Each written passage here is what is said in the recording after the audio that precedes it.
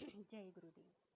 दीपावली के 4 दिन पूर्व पड़ने वाली कार्तिक मास के कृष्ण पक्ष की इस एकादशी को लक्ष्मी जी के नाम पर रमा एकादशी कहा जाता है। इस दिन भगवान विष्णु के पूर्णावतार कृष्ण जी के केशव रूप की पूजा आराधना की जाती है। इस एकादशी का व्रत करने से जीवन में वैभव और अंत में मोक्ष की प्राप्ति होती है। धर्मराज युधिष्ठिर ने कहा, हे केशव, कार्तिक कृष्ण एकादशी का क्या नाम है, इसके व्रत की क्या विधि है और इसके करने से क्या फल प्राप्त होता है, सो आप विस्तार पूर्वक मुझे सुनाइए। भगवान श्री कृष्ण बोले, हे राजन, कार्तिक के कृष्ण पक्ष की इस एकादशी का नाम रमा एकादशी है। यह बड़े बड़े पापों को नाश करने वाली और असीम वैभव देने वाली है। शास्त्रों में वर्णित इसका महात्म्य मैं तुमसे कहता हूँ, सचेत होकर सुनो। प्राचीन काल में मुचकंद नाम का एक राजा था। उसकी इंद्र के साथ गहन मित्रता थी। साथ ही यम, कुबेर, वरुण तथा विभीषण के साथ भी मित्रता थी। वह राजा बड़ा धर्मात्मा तथा विष्णु भक्त था और न्याय पूर्वक राज्य करता था। राजा मुचकंद के एक कन्या थी जिसका नाम चंद्रभागा था। उस कन्या का विवाह चंद्रसेन के पुत्र शोभन के साथ हुआ हुआ था। एक समय शोभन अपने ससुर मुचकंद के घर आया। उन्हीं दिनों जल्दी ही पुण्यदायिनी रमा एकादशी आने वाली थी। व्रत का दिन समीप आया तो चंद्रभागा को अत्यंत सोच उत्पन्न हुई कि मेरे पति बहुत दुर्बल हैं और मेरे पिता की व्रत के बारे में आज्ञा अति कठोर है। 10वीं को राजा ने ढोल बजवाकर सारे राज्य में यह घोषणा करवा दी कि रमा एकादशी को सभी लोग व्रत करेंगे। घोषणा को सुनते ही शोभन को अत्यंत चिंता हुई और अपने पति से बोली शोभन को अत्यंत चिंता हुई और अपने पत्नी से बोला, अब मुझे क्या करना चाहिए? मैं किस प्रकार भूख सहन नहीं कर सकूंगा? ऐसा उपाय बताओ जिससे मेरे प्राण बच सके, अन्यथा मेरे प्राण अवश्य चले जाएंगे। चंद्रभागा कहने लगी, हे स्वामी, मेरे पिता के राज में एकादशी को कोई भी भोजन नहीं करता। हाथी, घोड़ा, ऊंट, बिल्ली, गौ आदि भी तृण और जल आदि ग्रहण नहीं कर सकते। फिर मनुष्य का तो कहना ही क्या। यदि आप भोजन करना चाहते हैं तो किसी दूसरे स्थान पर चले जाइए, क्योंकि यदि आप यहाँ रहेंगे तो अवश्य ही व्रत करना पड़ेगा।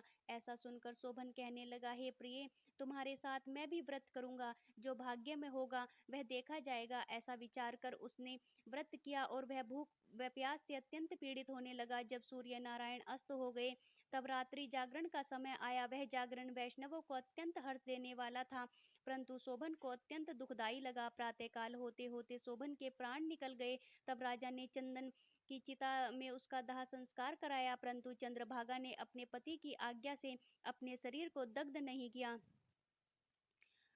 शोभन की अंत्येष्टि क्रिया करने के पश्चात अपने पिता के घर में ही रहने लगी। रमा एकादशी के व्रत के प्रभाव से शोभन मंदराचल पर्वत पर धन धान्य से परिपूर्ण हुआ तथा शत्रुओं से रहित एक सुंदर देवपुर को प्राप्त हुआ। वह अत्यंत सुंदर रत्न और वैदुर्य मणि जटित स्वर्ण के खंभों पर निर्मित अनेक प्रकार की स्फटिक मणि से सुशोभित भवन में सिंहासन पर आरूढ़ हुआ। श्वेत चट और चंवर, मस्तक पर किरीट, कानों में कुंडल, कंठ में हार, बाहु में कपूर विभूषित गंधर्व और अप्सराओं से घिरा हुआ एक होता था ऐसे शोभित होता था मानो अपनी सभा में देवराज इंद्र विराजमान हो। एक समय मुचकंद के नगर में रहने वाला सोम शर्मा नामक ब्राह्मण तीर्थ यात्रा करता हुआ घूमता घूमता उधर जा निकला। ब्राह्मण शोभन को पहचान गया कि यह तो राजा का जमाई शोभन है। उसके निकट गया। शोभन भी उसको पहचान कर अपने आसन से उठकर उसके पास आया और प्रणाम आदि करके कुशल क्षेम पूछने लगा। ब्राह्मण ने कहा कि राजा मुचकंद और आपकी पत्नी चंद्रभागा कुशल से हैं। नगर में भी सभी प्रकार का कुशल है, परंतु हे राजन, हमको अत्यंत आश्चर्य हो रहा है। अपना वृत्तांत कहिए कि ऐसा सुंदर नगर जो न कभी देखा न सुना आपको किस प्रकार प्राप्त हुआ।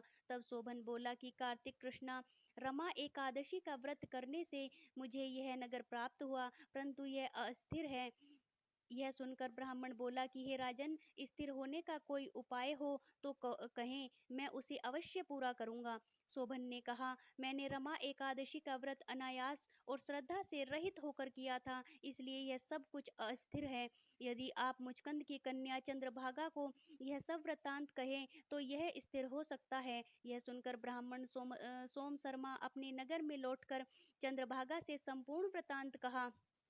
ब्राह्मण के वचन सुनकर चंद्रभागा बड़ी प्रसन्नता पूर्वक ब्राह्मण से बोली, हे ब्राह्मण, यह सब बातें आपने प्रत्यक्ष देखी हैं या स्वप्न की कर रहे हैं?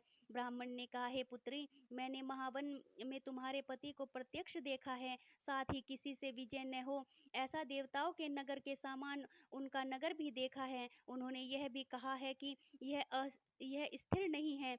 जिस प्रकार यह स्थिर रह सके वह उपाय तुमको करना चाहिए। चंद्रभागा कहने लगी, हे विप्र, तुम मुझको वहां पर ले चलो। पति देव के दर्शन की मेरी तीव्र लालसा है। मैं अपने किए पुण्यों से उस नगर को स्थिर बना दूंगी। आप ऐसा उपाय कीजिए जिससे उनका और मेरा मिलन हो सके। आपकी अति कृपा होगी और आपको पुण्य भी मिलेगा।